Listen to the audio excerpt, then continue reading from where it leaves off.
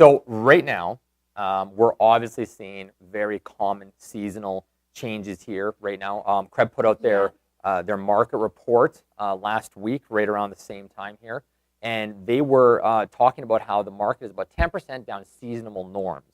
Ron put out an email talking about the first quarter where CIR is beating the market, and then I had a cheeky realtor, and I hope he's online, because he had said, well, hold on a second, Lindsey, you guys beat the market by X amount, but you guys also grew by X amount, and then I went and did the math on it, and we grew by, I think it was 14%, but we, in terms of realtor count, which means that we should do that much more than the market, but we actually beat the market by 16.2%. So any way that you actually slice it, still beat the market. We beat the market. So math for the win. Throw another question out, people. Mic drop, mic drop. And I could get further into that about composition of CIR and the quality versus the composition of CREB, but I'm not going to get deep into it. But I'm just going to tell you guys, are doing awesome. Congratulations to you guys. Yes.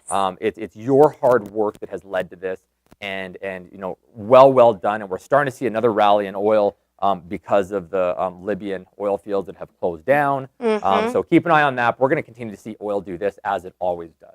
So let's take a look at the numbers.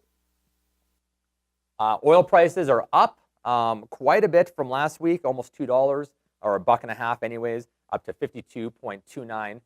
Dollars, and the Canadian dollar is slid just slightly. Probably has something to do with interest rates coming up here, but it's down to 74.71 versus 75.08 cents U.S. Well, and the U.S. reported some great numbers economically for their first quarter too. And that's always a decision. Where are you going to invest your money? You're going to invest your money in U.S. currency or Canadian currency based on the strength of it. So if the U.S. dollar rises, it puts pressure on the Canadian dollar.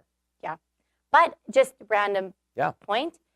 I was listening to 660 News because I love 660 News, and there was a report on how Alberta had the highest number of new job growth out of the entire country last month. Wow. Yeah. Yeah, that's all. I read that too. So that's something. And full-time jobs, to be more specific, which is really the big indicator here. If you guys don't get Todd Hirsch's report called The Owl, just Google ATB as an Alberta Treasury branch, ATB, The Owl, and get on that report. It's great. Yeah, no, thank you for that. I totally forgot about that.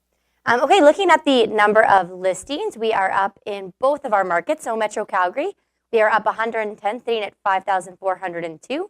And in Red Deer, we are also up at 593.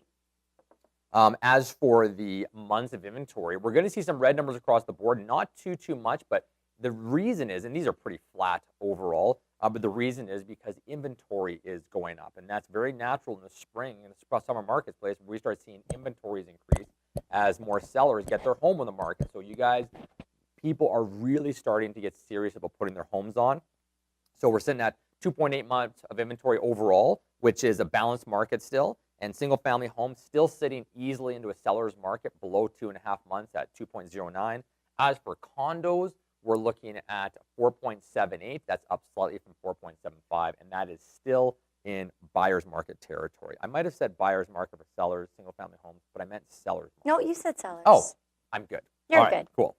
Surrounding areas month of inventory, Okotoks were at 2.76, Airdrie 3.01, Cochrane 5.6, Strathmore 5.67, Sundre 17, Red Deer is at 5.16, and our benchmark price went up a little bit. Number would have just been released at $439,400. Yeah, and that was in the mid 438s beforehand. So things are looking up. We're finally seeing some upward pressure on prices. Yes. And that's the market. All signs are pointing to a recovering Calgary economy, but it's not skyrocketing, and that's okay. And that's because, okay. Yeah, more of a sustainable recovery. We don't want to play this yo-yo game all the time, which over the course of 25 years we will end up playing. Yeah. But the signs are really good moving forward here. We're both listening to the Tony Robbins Unshakable book right now, and it's talking about market corrections and keeping your money in or taking your money out, and it looks at the past 20 years. And whether it's every 6 months, and then that's one type of correction, and then there's another type of correction that's every single 4 years, and then there's one that's typically about every 14 months. And regardless of what you look at it, it's For absolute, so it's just the way that it is, and that's completely okay. Yeah, if you're new to the business, settle in. Yes. It's always like this. Just make good fundamental money decisions. Exactly. Save your money, invest that money, and go from there. So, And the Tony Robbins Unshakable book is really good. it's awesome. It's awesome.